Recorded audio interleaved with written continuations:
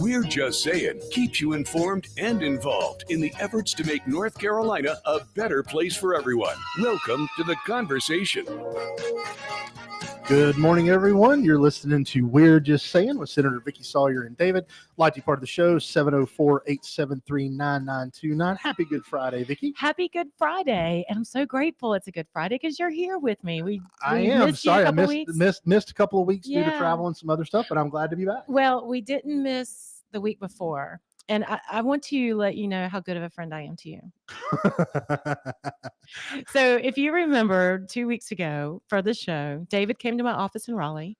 We hurriedly put up this really cool thing that the station owner had given us or lent to us. I don't think he gave it to us. No. Lent to us as a mobile broadcast studio. Yeah, lets us connect into the station so that we can record the show. Yeah, so you were running one way, I was running the other. I come back, we get it set up, we start, but the only thing that we can do is sit on either side of my coffee table in the floor of my office as we are recording the show. And this is how I feel like I'm a good friend. Well, this is not a good friend. Okay, so when we both were trying to get up off the floor after an hour of sitting crisscross applesauce, it was very difficult for you. Well, I have bad knees, bad ankles. I'm old, and sitting on a hard floor, even though that shag carpet in your office is fantastic, and it's just not particularly comfortable. Having to get up and because it's a process. As guys my age, Billy get with me on this. It's a process. Absolutely. It's a process, step by step. Yes. Well, so during your ascension from the floor to standing upright, I may have recorded you. You did. I know that you recorded me. You sent it to me, and I'm still waiting for the part of how you're a good friend. I cannot tell you how many times that I have wanted to post that as a show promo to get people to listen. You know what? And I have refrained. It is Easter. It's all about Christian love and humanity, and you're setting the bar pretty low. I'm going to be fair with you because, in fairness, you recorded the stupid thing in the first place. Yeah, no, I didn't say.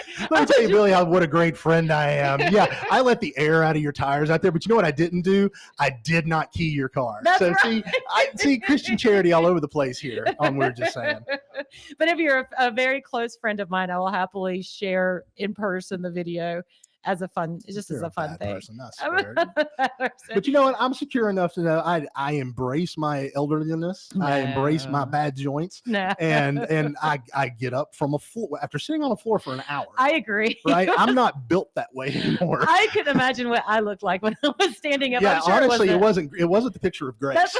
I'm going to tell you, but I wasn't looking, let me film this. But now I know that if that's the standard you've set, you have now told me how this is going to work going forward. So in the future, I will be looking for embarrassing moments for you to film. Hey, you know something that's not embarrassing that happened in my office? What's that? I'm going to give a huge shout out to Senator Todd Johnson's legislative assistant, Joey Sansbury. Love Joey. Got to meet him when I was sitting on the floor in pain. If you know anything about Joey, he is a fixture at the General Assembly, and he has got a great sense of humor, especially because he lets me pick with him. Not like you. I don't pick on him. I get to pick. The with versus the on is an important distinction. But he is a loyal listener to the show, and he did the kindest thing. He brought by a 45 because he's a huge music fan, especially of Motown. And he found the Say 45, and he brought it to me. That is awesome. Yeah, it was so cool. So now thank you. The 45, that's not the single, right? Or is that the big one? Or no, wait a minute. What is no? It's the small one. The small one with the big circle. Yes, small. Okay. See, we had just gotten out of 8 tracks and single records about the time I got into first grade. So more cassette frames back. Yes. Cassettes that. Then what was your first cassette? Do you remember buying your first cassette? I do remember buying my first cassette. Yeah. My first cassette was the album by Quiet Riot. Nice. Come on, Feel the Noise. Yep, that was my first one. My parents did not know that I bought it because had they, if you've heard the song Come On Feel the Noise, that's not a song for a kid to be listening to be fair. But yes, I bought that. That was my first single. My first single, Let's Do the Wild Thing. Tone Loc? Mhm. Really? That was your Yes. first single? Yes, I remember. I don't think I bought it. I was given it on the back of the school bus as my 18-year-old school bus driver was taking us to smoking a cigarette, taking us to school.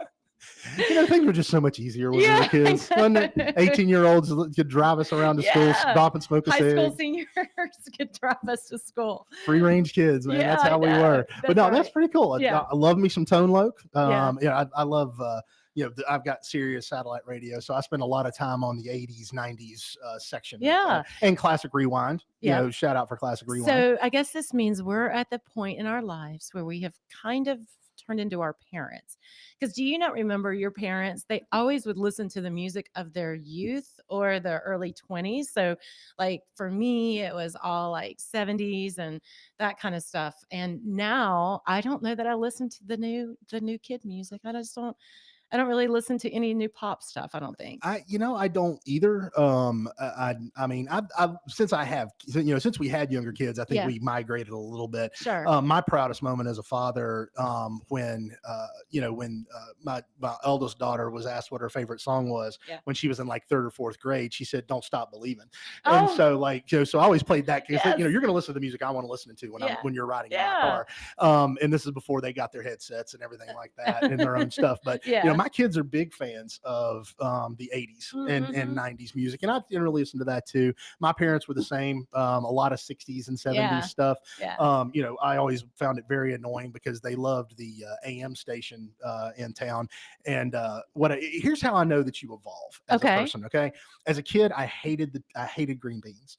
Hated the taste of Really? them and everything like that. I still don't like southern green beans, like the mushiness. It's a texture thing. Yeah. But crispy green beans, I'm all about. All right. So my tastes have modified.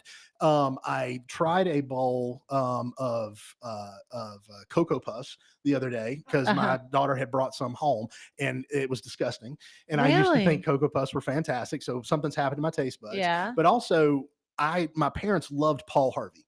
Yes. Loved to listen, and I hated the rest of the story. I was like, "Oh my gosh, his voice! This is so boring," and everything like that. Now, love the rest of the story. Yeah. Like I find myself listening to those things. I mean, it's early podcast, right? Yeah. Of those things, but yeah, it's just like how the older you get, the more you do turn into your parents. That's just how it is. It's just how it is. I look in the mirror every morning and see my mother. So Yes. it's just Well, I kinda- made the mistake one time of doing that aging app. no. Yeah, I did that aging app, and so like it put me as a teenager, and it put me as like 80, as years Yeah. and years ahead.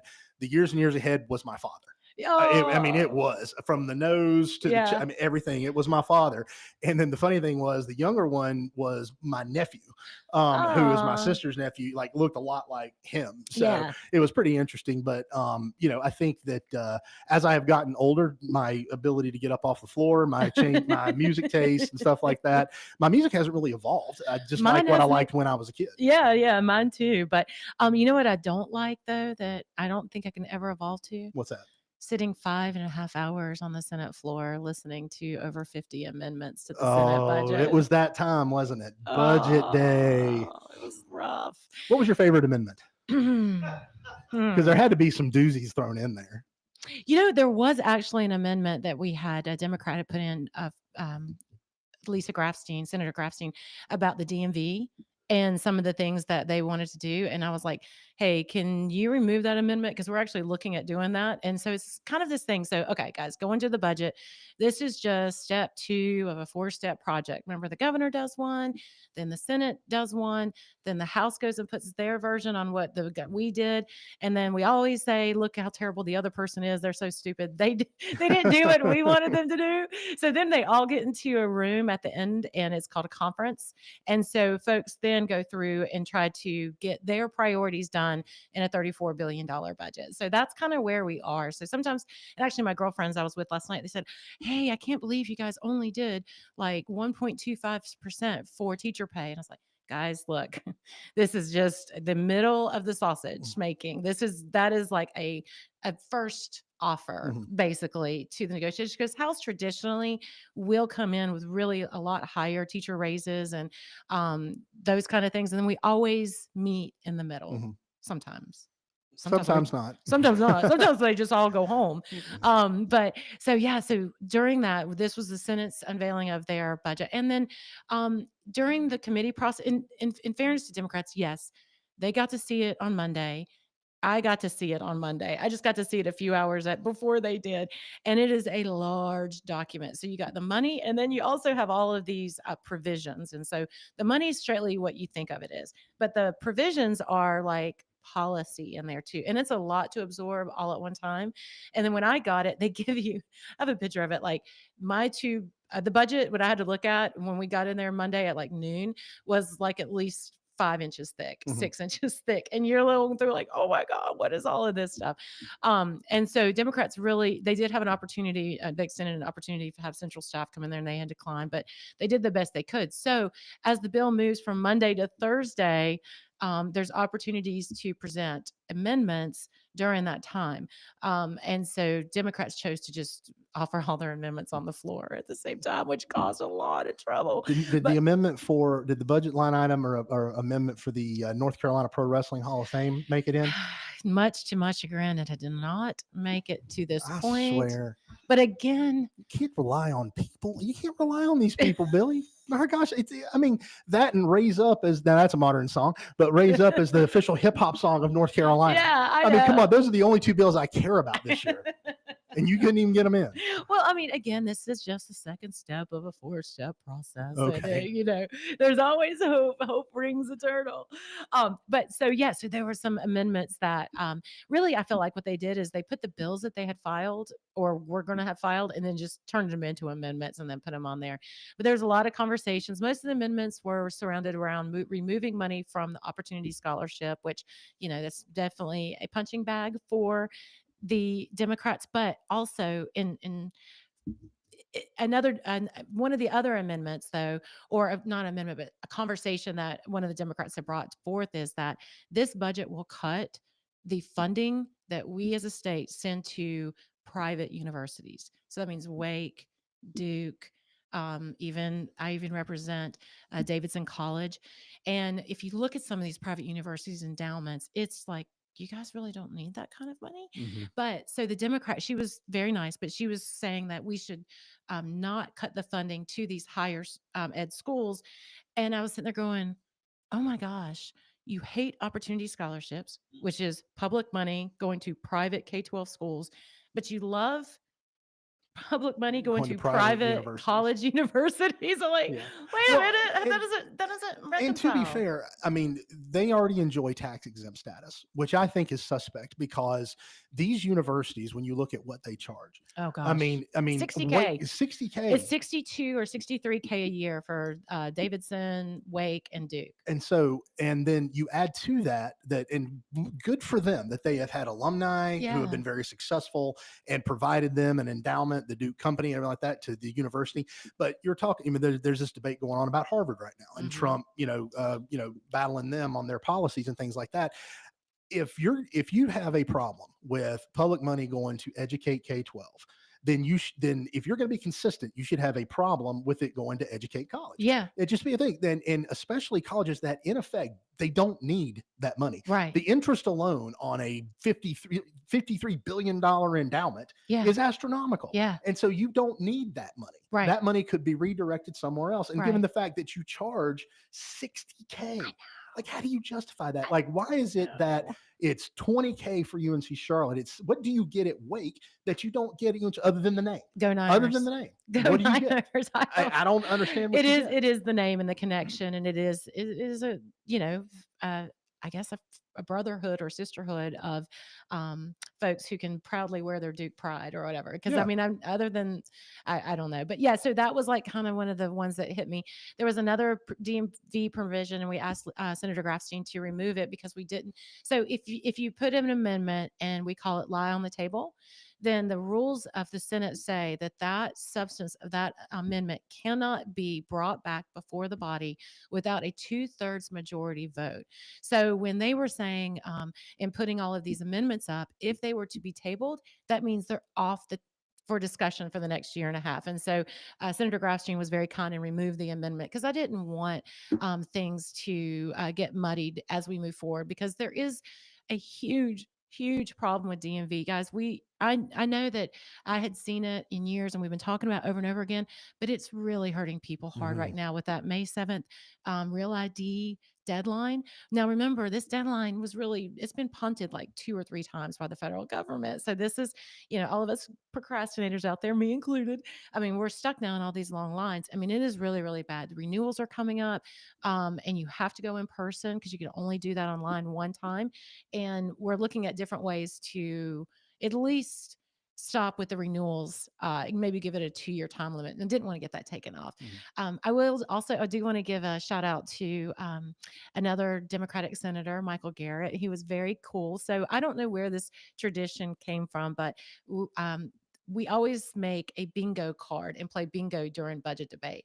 And so the bingo card will say stuff like, one of the square will be like opportunity scholarships, and the other one will be fiscal cliff, and the other one will be one of them was the first person to mispronunciate Jay Chaudhry's name. And Mispronunciate. yeah, like I just mispronunciated that. That So was, I was, it'd be awesome if you planned that, but you I did didn't. not. I did not. But you didn't. Anyways, I was really close to bingo. Strategery. I did the bingo cards this time to help out, and so I was really close to getting bingo. So I did actually. Senator Michael Garrett was very kind in his speech and gave me a few squares. So Oh, I that was need nice. to. I owe him a big. Now, did you shout shout out. bingo? I mean, there was a conversation about it, yes, but I don't know that I shouted anything. I see. Now that'd be really awesome if just in the middle of one of these speeches about that are going nowhere. Yeah. In many of these instances, if right when they get to their big point, they're wrapping up. They're going Cory Booker on this, and they're gonna really bring it home, and all of a sudden, and bingo, bingo. That would be fantastic. See, I'd watch that. I would watch something like that. Okay, well then maybe we should next contentious debate. I'll do a bingo card and see what we can do. Yeah. Okay. From a budget standpoint, though, as far as the priorities that you had and things like that, how did those shake out? It was law enforcement, and when we talk about raises across the state, they were raises for all employees. That again, this is beginning of a 4-step process. But for teachers, it was a total of 3.3%. But we really went law enforcement heavy, and I'm glad that we did. A lot of times we have been able to increase teacher pay at the expense of not doing like correctional pay and folks who work in our prisons and our highway patrol. So you'll see that there's a lot of support for those folks because it is competitive and they hire amongst each other. I know, Iredell County Sheriff is always talking about the pay and how it goes within, you'll get someone licensed and then they go to the highway patrol or vice versa. And so it's always this competition for that. So we definitely right sized some of that with ALE and SBI and highway patrol and correctional officers. There was other stuff in there that was policy wise that was kind of important. Now, education is again the largest chunk of the state spending in this. It's 60% of our budget. 60%. Mm. I mean, Yeah. I'm okay with that, but it's also I get frustrated because we get knocked on not giving enough money to education. That's kind of like the Democrat calling card. Mhm. But like 60 cents of every dollar you spend to Raleigh goes to education. Mhm. So like how much is enough? And then like 30% of it is actually goes to health and human services for Medicaid. Mhm. So it's like 80% of your budget is, or Yeah. actually no So more than that. amount of, Yeah, the 90% of your amount budget. for the other stuff That's is not that much. No, It's really not. not. And that's why it's such a contentious sometimes because everybody's cramming for a piece of Yeah. that very, very small pie Yeah. that's available for other things outside of Yeah. education and healthcare. Yeah, and in our transportation stuff, again, we talked about this a little about the show, but I'm not going to get too deep into it. But we did basically look under the couch cushions for any loose change in that budget, and we pulled that money to make sure we set aside for Hurricane Helene recovery. So over 600 and I think $36 million that we set aside from the current budget to make sure that we can dedicate that to Hurricane Helene response. We are really, really hoping that the federal government will step up and give us a lot more reimbursement, especially for I-40 and some other of those major corridors, instead of giving us an 80% reimbursement or 90, go to 100%. So we are holding our breath and waiting for the feds to come in. And, when we went up there to DC, they were thinking like the continuing resolution would be passed like in March, but we're just come and gone. Yeah. And it's DC, And and we're it's like, Washington D.C. I it's have DC. yeah. I know they're working on the big beautiful bill right now that has a bunch of stuff in it. I have no optimism that anything. I can't remember. It's been like I want to say it's been like close to 20 years since the Congress Really? actually passed a budget, So, and so man, I have no faith that it's actually going to happen. we have got to have faith. We've got to push these folks. They have got to the Republicans. Now it's time to lead by example, Mhm. right? And if we have control, although by slimly, we have control in Congress and we have the presidency. We have to get this done. It must be done. And I get the sausage making is frustrating, but hopefully with Speaker Johnson and, the leadership that they can get something because we do need help in Western North Carolina Oh, from them 100%. and to continue to. I think we've already appropriated at the state level like over 1.4 billion, I think, towards that. But again, holding and waiting our breath. Come on, feds, come on, feds. But the budget again, passed. And you know what? I thought another thing that was kind of smart. What's that? Look at me being all bipartisan today. Uh-oh. I know. Careful. I That know. might not sit well with some of It our listeners. is my Christian values coming in this holy week. So we are going to praise four folks in the Democrat Party who voted for the budget. That was Senator Blue and Senator Waddell, Senator Robinson, and Senator Lowe, who's just one of my favorites from Winston-Salem. Now, was Um, that would make it veto proof, correct? It would, but the more important part is that it puts them in a position during that conference committee to be one of the conferees so that puts them in the ability to be inside the room when we have the conversations about the budget. So if you vote no on the budget, you don't get to be I mean, you in the conference. could, because it's really up to the rules and the pro tem, but they're not gonna. Yeah, well, I put somebody in there that voted against it. Yeah. So I thought it was very smart. And if you look at all four of those legislators, they've been around the building, especially Senator Blue for, maybe 25, 30 years, and they know how the process works. So I thought it was very, very smart of them to vote and then know that they'll be, included in the budget. No, So 100%. yeah. Real quick though, Yeah. I did want a little bit of housekeeping from our last show. Oh yes. Our good, we had Pat's last name just left me.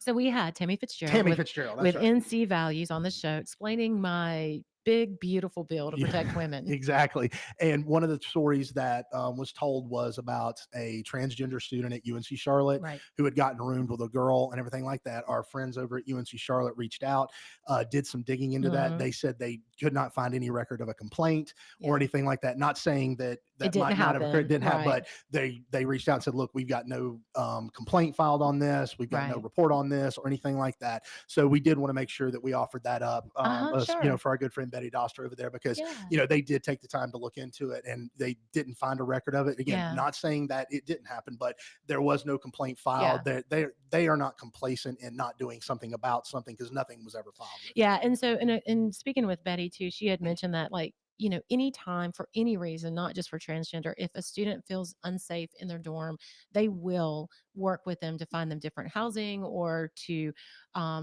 manage those anxiety that student is feeling the best that they can. So a shout out to Niners. Yes, go Niners. Yeah, because it was hard to hear a story about our beloved Niners. That wasn't great. Oh no, absolutely. But I think, and I appreciate them digging into that. I do too. And looking into it, especially, obviously, us as alumni and things like that. But, in concert with, the bill that you're filing, what you're trying to accomplish with that, we definitely don't want to be putting out false narratives or anything like that. But again, they had no evidence of it, no report or anything like that. Yeah. So I appreciate them looking into that. But we did want to make sure that we mentioned it on the show before. But before we go to break, I want to ask you, and if you need a little time to find the way to articulate this, okay, in the correct way, because I know how passionate you are about some of these things.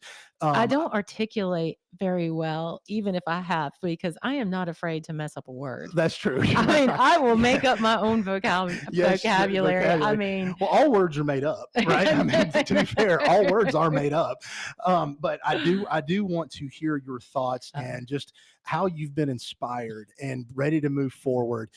Seeing the glam astronauts that went up in the big ugly rocket thing. I want to know. I want you to take a little time to put your thoughts into Okay, perspective, I will. because the impact that I can imagine, I mean, as a man, I simply can't understand or even attempt to quantify in my mind the impact that must have had on you as a woman, Well, and we of the historical nature of it, and uh-huh. how just, I mean, the inspirational aspect of it. So when we get back from the break, because Okay. we're bumping up against it, because I want to give you ample time to articulate your thoughts and what that meant to you as a woman. Thank you. Okay. Thank you for You're the listening to opportunity. We're Just Saying. We'll be right back.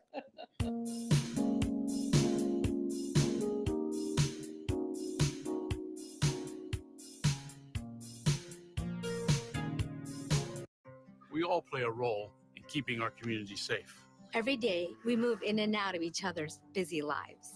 It's easy to take for granted all the little moments that make up our everyday. Some are good, others not so much. But that's life. It's when something doesn't seem quite right that it's time to pay attention.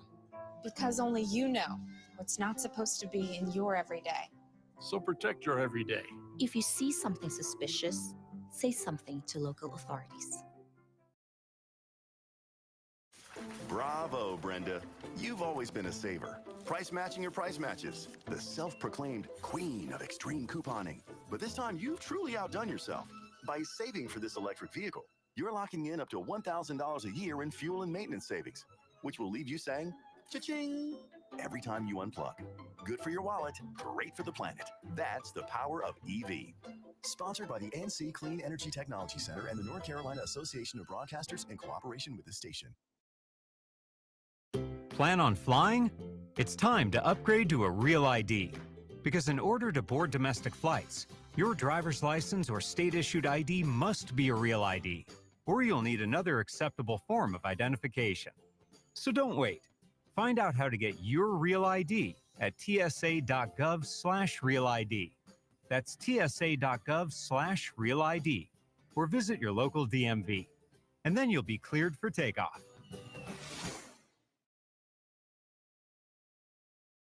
Hurricane Helene, devastating impacts on the southeast.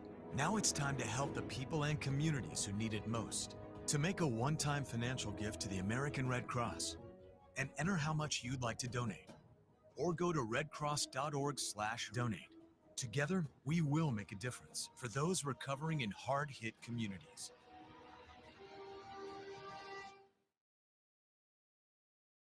We all want more for North Carolina. More boundless views, more adventures in the outdoors, and more clean roads to get there. But to get more, we have to do less. Less littering, that is. Make it your nature to trash your trash and keep NC clean. And we'll all have more reasons to love North Carolina. Litter less, get more. For more on the 7 outdoor NC Leave No Trace principles, visit OutdoorNC.com.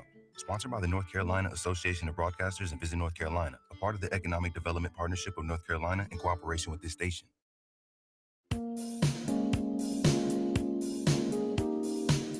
Welcome back to We're Just Saying with Senator Vickie, Sawyer, and David. Lodging part of the show, 704-873-9929. Before the break, I gave the good senator a few minutes to compose her thoughts on, what we just witnessed earlier this week and the inspiration it was to her when the all-female astronauts went up in the Jeff Bezos rocket Blue, whatever it is, went up there. I mean, like how, you've had some time. Yeah. Tell our listeners, what did it mean to you? I just see the power that those women have for especially being able to achieve an astronaut status in such a small amount of time. I mean, they must be hyper intelligent and just they really have just Neil Armstrong trained for years. They knocked it out in like 2 days. Yeah. I mean, and I was really worried because their makeup artist was on time. I mean, they looked great. I know that was a big concern for them. I'm sure that there was a wardrobe malfunction at some point. They overcome that. They did. That was very happy for them. So brave. I mean, just the mental, stamina it must be to have gotten into that position to just be in the air for that long. I mean, gosh, we had a woman astronaut who was actually stuck in the space station for how many 9 months. Yeah. But to be fair, she was fine. I mean, they had food and everything like that. I mean, she didn't do this. I mean, it took her 9 months to get home. Obviously she was doing something wrong. ladies, these heroes, Our astronauts. obviously do have the right stuff. And so, I mean, and what's really great is if you remember back in the late 70s, early 80s, there was a movie about the astronauts that, started the Mercury program when we were first starting to go into space. So, the theme has been to remake movies with all female casts, right? They did it with Ocean's 11. They did it with Ghostbusters. What's fantastic is now the right stuff can be remade, but they can be just to have their and it can be about their journey and everything that they've had to endure. And what's amazing to me, the elitism and the sexism that they are having to endure right now of people going after them poor Gail King, people saying that, she shouldn't call herself an astronaut. And rightly, she looked at the camera, if you saw that interview, and said, "Hey, have you been into space?" And I was like, damn right, Gail. I was like, you tell them, honey, because you have been. No one understands what you endured.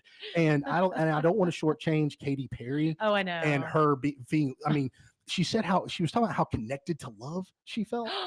I mean, really? and really just kind of illustrated to me that I'm just not connected to love. I needed that to help me get connected to love. And I tell you, I mean, I'm not a woman, and I'm sorry. I shouldn't even have an opinion on this. I'm sorry. I mean, it is a woman's body, and it is her choice.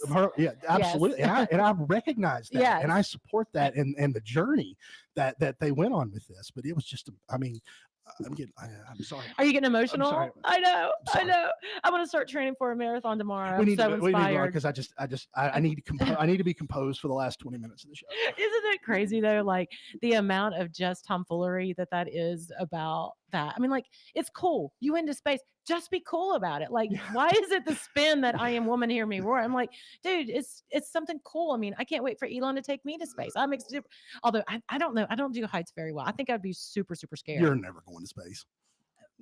You're a big I'm a woman? Chicken. No, it's because I'm a woman. It is. I just wanted to say it. I just wanted to say it. Yeah, I was being sarcastic about all the other stuff. Yeah, but I mean that. Yeah. No, it's because you're a big old chicken. I am a chicken. I am a very big Billy, chicken. thank you for the tissue. Oh, Billy, got you a tissue. So I get nervous during takeoffs on planes, and then when we're really high up, I mean, I'm like, oh, so yeah, I probably may not go to space, but I wouldn't. You know what? I think I would. You could get your ashes shot into space. That's a thing. Ew. Yeah, like when you die, you're like, you cremate it and then shoot your ashes off. Because the chemtrails, I can't do it. Oh, that's fair. That's fair. I don't want to be spreading ashes into chemtrails. Could you imagine what kind of devastation? I mean, maybe they could seed like rain clouds with my ashes over the desert. Well, we're trying to pass legislation to prevent that now. You guys' manipulation of the weather. So don't even think about that. You know what, though? I am going to, I know we're making tongue in cheek about the chemtrails. There are people out there who are very, very serious about that. So I'm not belittling you at all. But sometimes, and this is why. So remember during COVID when people who were saying things were actually turned out correct like 2 years later? Like the horse tranquilizer stuff? Yeah, epinephrine, Mephipherion or whatever, yeah. Again, I can just really enunciate words correctly, can't I? Or the masks didn't work. Yeah, the social distancing really didn't work. Yeah, we didn't need to be locked down. Yeah, all that stuff that everybody said was urban legend and was going to cause harm. Yes, get the stick. And it turned out that they were all right. Yeah. So maybe the chemtrail people's just have something going on. And then did you see where Tucker Carlson had a interview with a former congressman who was asking questions about 9/11? I did see that. And they're getting ready to do like this huge documentary and going behind the scenes about what these conspiracy theories are. I mean, that kind of chilled me a little bit to see what I'm very interested to see what they uncover or what they hear, because there's always been the same conspiracy theorists to say, well, there was something behind 9/11. There are people, and I think there's evidence out there, again, never confirmed, I don't think, but there's evidence out there that Roosevelt knew Pearl Harbor was going to happen. Really? And allowed it to happen so that we would get into the war. I mean, and here's the thing about it is what I would say is that as a person, I never want to believe that other people are capable of some of these things. Fair. Like part of me goes in, it's like, you know, like there's fun conspiracy theories, like we never went to the moon, right? Yeah. Those are easily made fun of, right? True. Because the mass secret keeping that would need to happen in order for that to have been true, or flat earthers. Yeah. Another gun. Good to make fun about that. But when people get into things like this and they start to put it out, I remember when that I think it was a Loose Change or something. It was a documentary Oh that those yeah. kids did about Yeah. it, and about 9/11 originally, Mhm. and so those, when I see those and I see those interviews, stuff like that, I am very uncomfortable with it. One, because I just don't want to believe people would be capable of that, Correct. and but having anybody who's a student of history knows people are capable of some pretty Yeah. horrible stuff. But Yeah. I did see that. I'm interested to see sort of how it shakes out. Yeah. But it is a little bit freaky. Yeah, it is.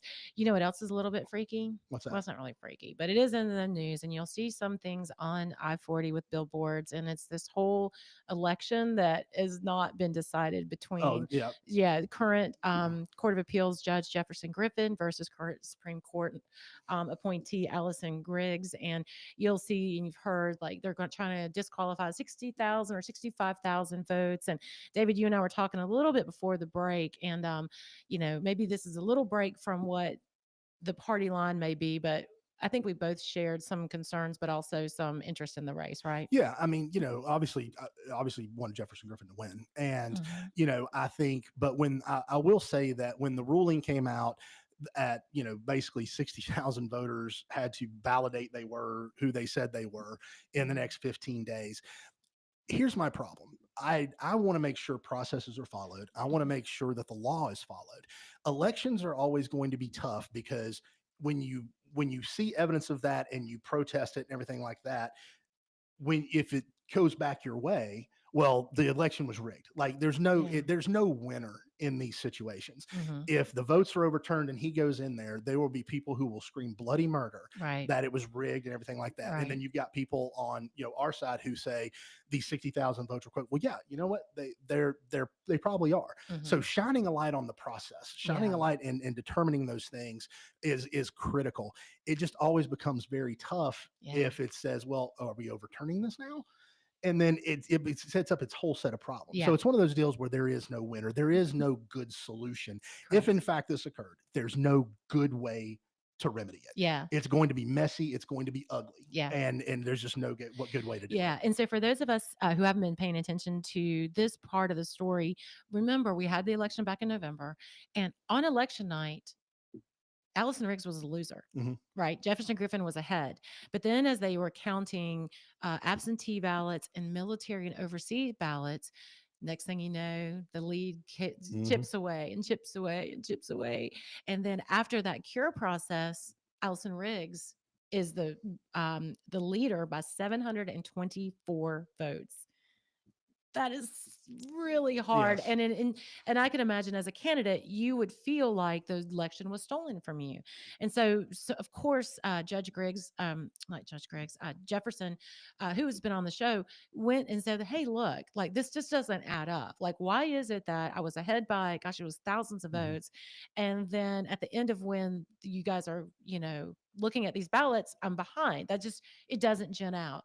And so he found that the Board of Elections had failed to either have a social security number or an ID on file with these voters. So we had passed a voter ID law. That means that you have to have a recognized identification in order to accompany your ballot in order for your ballot to be valid. So in his defense, because the Board of Elections had not made sure that those 65,000 ballots had an accompanying ID, then is the vote really count? But then, Mhm. but also to your point again, it's not just one. I don't think 65,000 people went in there and voted for one Supreme Court race. Yeah. They voted for Trump. They voted. Yeah. They They voted voted for all the down ballot races. It's Stein not and just one race. yeah. So I mean, and how do you even pull those votes back out? That's into a machine. I mean, it's just a nightmare.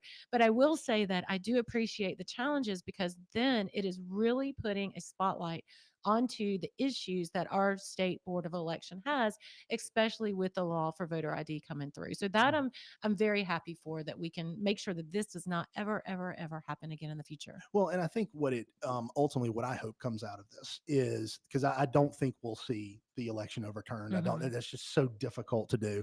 And then if it did go that way, there will be she's going to file lawsuits. Yeah. And it'll be never ending. And then it just there's just no, like I said, there's no good way to Yeah. remediate this. Yeah. But what I do hope it shines on is I think it gives if in fact the analysis takes place and we realize that these things occurred, then it gives the General Assembly the opportunity to go back and say, okay, major reforms are now coming to you, Board of Elections. Yeah. Because obviously you don't know how to do your job and follow the law. Well, guess and what? it gives you the foundation to be able to do that and advocate for that. Right. And guess what? So remember, we moved, the General Assembly moved the Board of Elections from being the direct purview under the governor to the state auditor.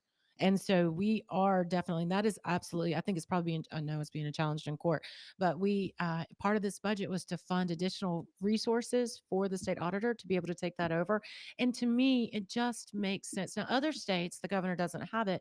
The Secretary of State actually is the one who certifies the votes. I think you remember the Georgia, Secretary of State getting out there during the, So this one is to put it in the auditor, which to me, audits. Or was Kemp the governor? No, Kemp was the governor, but the Secretary of State, and I forget remember, his name, yeah, but Trump I remember all reached, that. Yeah. So it's going to go into the auditor, which to me makes so much sense because all they deal with are numbers anyways. So Right. why not give it to a group of professionals who understand how to count noses, right? So Right. that's kind of where we are. Speaking of which, did you see? Is Letitia James, who was the New York AG, Oh, went yes. after That Trump? she might be charged with mortgage fraud. Holy smokes, that is so sweet. That is the very definition of karma. If you believe in karma, that is it. I mean, she just happens to have her primary residence in Virginia. And her dad listed as her husband. Yeah. I mean, but that's okay.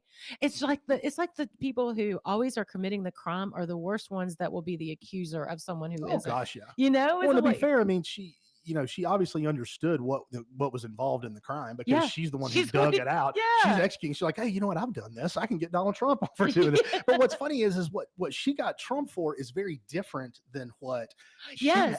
Right. Like what she is being one is not having her primary address in New York, which is a requirement. You have to be a resident if you're going to be there. And then also it's basically committing fraud and like having her dad listed as her husband and things like that. What she had accused Trump of, the problem was with over-evaluating, accused him of overvaluating or undervaluing, his assets and everything like that. And they even had the lending institutions who came, and real estate is a subjective area. The banks, they had to provide appraisal to these lending institutions, and they had to say, yeah, we're good with that. Right. It's not like they didn't just take his word for it. Right. They have their own processes, algorithms, everything like that. Said, we're good with that. We'll give you the loan. And then the loan was paid back. And even in the trial, these guys are sitting here saying, we don't have a problem with this. Yeah. He paid it back. We made our money. He built his thing. We're all good. Like, where's the victim here? Right. And so, but her doing it like as an individual, hers is a little bit different than what she was charging Trump with. And so I think it would be fantastic if Pam Bondi took her down and got. It's so good that she did it across state lines so that we could have a federal intervention on that, because I'm so grateful. Because nobody in New York State would have tried her with anything. No, because that's totally democratically run. But go crossing state lines. Oh, federal crime now. Yeah, I mean, and what is this thing? And then like the Jasmine Crockett stuff, the congressman woman who's like, she's supposed to be what they call like the new spokesperson for like inner city people. She's the new face of the Democratic Party. And then she's all like on the take, like from what I'm seeing, like she's like, no, it's just crazy what you're seeing. I mean, honestly, there's really at this point in time, I thought that there was nothing really in politics that could really shock me. And then Trump got elected the first time. Yeah. And that shocked. I mean, I never would have had that on my bingo card. No. And then I thought, well, now nothing else will shock me. And then Trump got elected again. And I'm like, holy cow. It's like, so really, I have gotten to the point where I am not shocked by anything at this point in politics. Yeah. I mean, if it turns out that we're actually in the Matrix, or everybody in Congress is an alien or something like that, they've been here. I'm really at the point now where I'm like, I can see that. Did you see the news report of this guy who had said, hey, and he listed like a ton of like infractions. He said, do you think this is the NFL or the NBA? And he went through and said like 8 currently being investigated for financial crimes, like 20 for special or have you seen that thing? I'm not. So it lists all these things. I'm like, man, I bet that's the NBA. I bet it's the NFL. I bet it's the NBA. And he goes, no, this is the 435 members of Congress. Yeah. And I was like, oh, yeah. It's like, snap. See, I love it when people like do something like that, because Yeah. they put it forward preying on your preconceived notions. Yes. Like, oh yeah, absolutely, I believe the NBA does that. Absolutely, it's like the people that go out and interview these kids on these campuses like that, and they give them a quote from Yes. Barack Obama, but said it was Trump, and then they oh, that's racist. Da, da, da, da. Well, actually, sorry, it was said by Barack Obama. It's like tilts, the wiring is off. But Well, we do have some wiring off in the house, and I actually called a good friend of the show, David Willis, who's a representative out of Union County, because I wasn't privy to this because I think I was in the 5.5 hour marathon of sitting on the floor and listening intently to each and every word. And so there was a bill, and it's HB 636, which means House bill, and it was 636 bill filed. And what it does is it directs every school, public school, to set up a commission of 10 people, 5 that are parents and 5 that are from the system, to review any controversial books that are in their library, right? And so that is something that I know Iredell Statesville schools and Mooresville Graded schools are way ahead the curve on this. They've already done this, right? So they have this and they go through it. But then it drills down on, like, what is vulgar, like defines what vulgar means. And so that got heated on the floor because basically I think a Republican may have said, well, if you want to go buy your children porn, then go have it.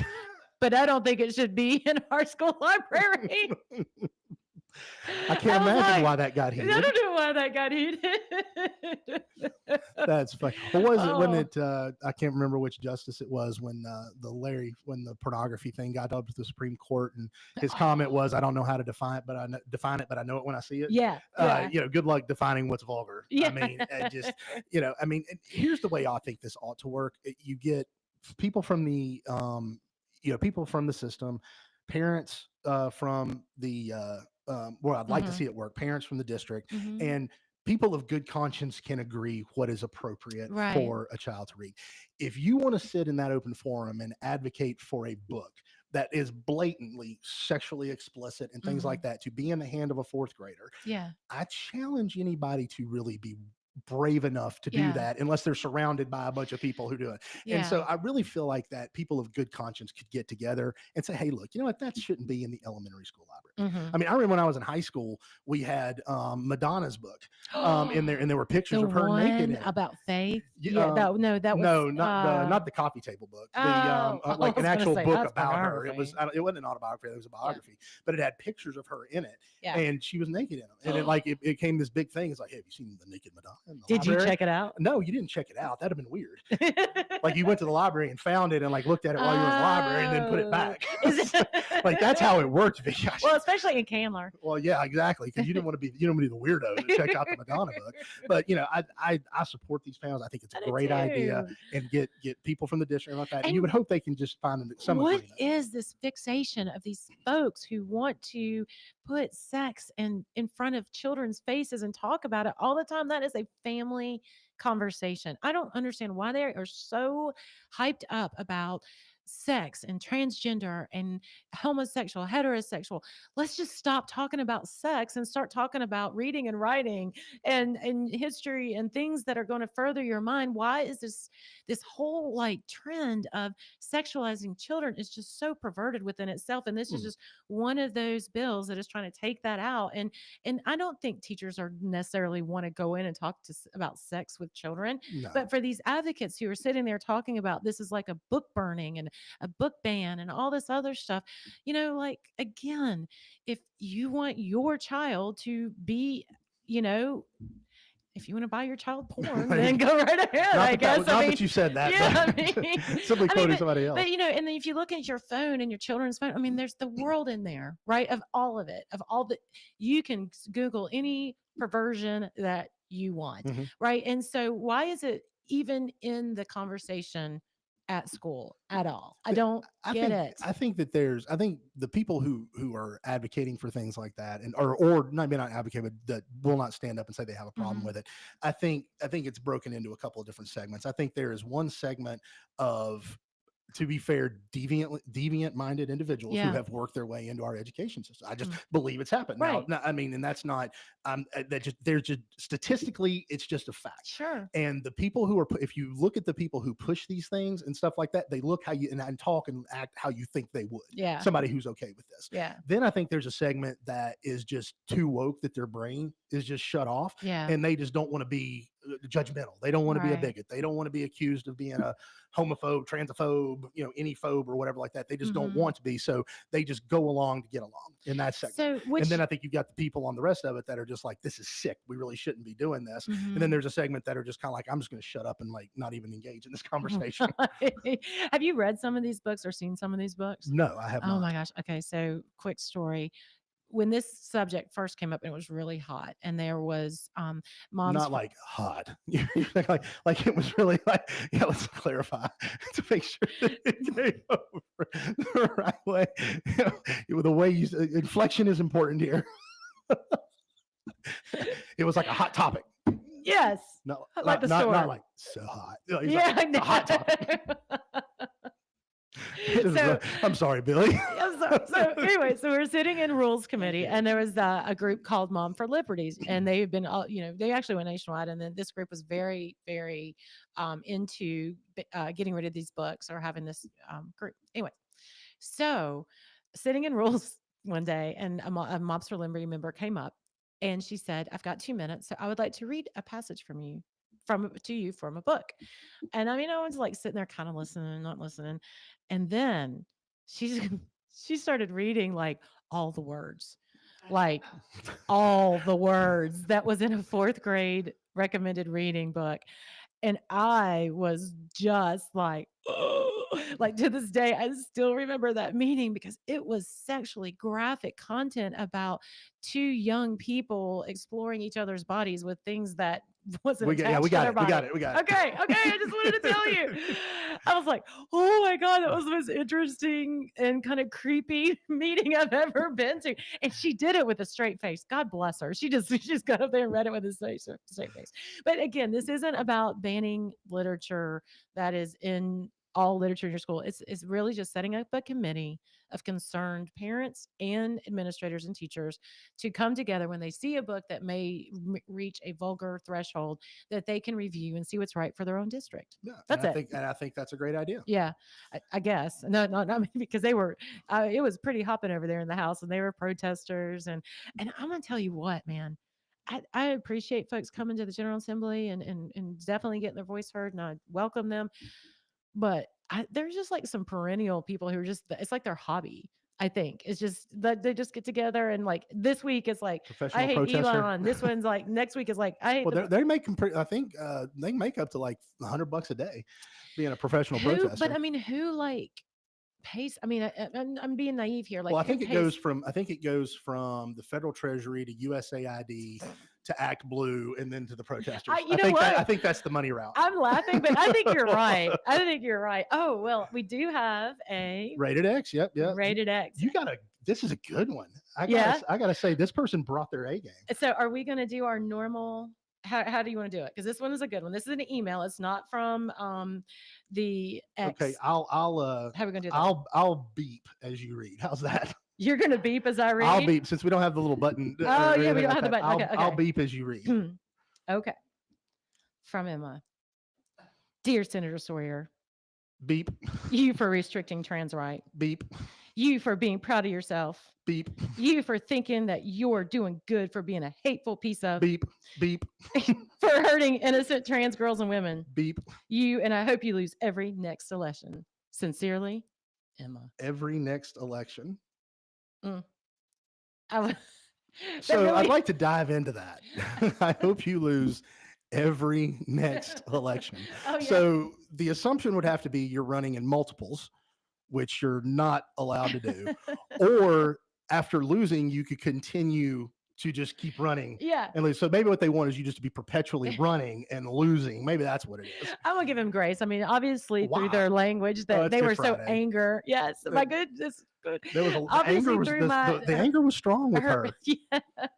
There was no Ukraine No, flag. it's not her. Though, so it's them. They. Well, It would have to I'm be sorry. they. It is not my place to gender her. Them. Misgender? You're I gonna can't trigger me. see. Look at that. See, Billy, my lack of wokeness is showing, man. I just, you know, You're just overcoming with emotion of seeing those strong female astronauts. you know, go I into am, and I space. really thought that I was turning a corner because of the way that inspired me. But they're just my innate, unconscious sexism and bigotry Inherently. is just inherent in me that I Yes. just don't even recognize Well, it. you So can't see it through your white privilege. I cannot. Yeah, I my know, white I'm privilege sorry. has blinded me in so many different I ways. completely agree. Hey, so it's Easter weekend. Yes, it is. We are going to, I'm sure, enjoy family and food and Oh, church absolutely. and just really reflecting on the reasons that we are here. And do you have any big plans? So we're keeping it low key. Yeah. For the week. We'll have food with my mom and dad, and then Uh-huh. we'll head to Mount Airy to have food with my wife's Oh, mom and good. dad and family. And Good. so, spending it with family. Taking As heading it to should church and everything be. as it should be. Yeah. It's you guys are out all next week, right? Yes, we are. We are out of the building. Yes, we are out of the building. Well, a couple things. I'm going to do the same. I would like to let you know I do have a sports wagering update. Oh, really? hmm I put in $100. I've bet 8 times, and I have $144.18 in my account. So you're up. I am up, baby. Wow. The Masters got me out of the hole, so I'm going to be Oh. firing on them this weekend. So I have no idea. You don't even know what you were betting. No, really, I don't. I really don't. I had a dinner with someone, and he picked my master's choices. So, so I don't know. I'm going to continue the streak. We'll see what I can do. Hey, you never know. Say, it's funny. The people who are brand new to it, Yeah. who are just randomly doing it, they do very, very well. Well, I don't Our know. good friend Jason Sayin, Yeah. who had never, advanced the sports betting bill, got Yeah. it passed, was never a big sports wagerer, Yeah. and he loves to send me now pictures of his bets. Now he only bets $5 and $10 at a That's time. me. And everything That's like. me. But what's funny is he's been on this run where he is just winning and winning. I was like, dude, you got to up that bet. I was like, he's like, no, I'm good. I'm good. My $5, I'm good. I'm Yeah, good. he wants to keep his IRA intact. He does. He absolutely does that. Well, happy Good Friday. Happy Easter to our listeners. Thank you for joining us. Everybody have a great weekend. We'll see you next week. Thank you for listening.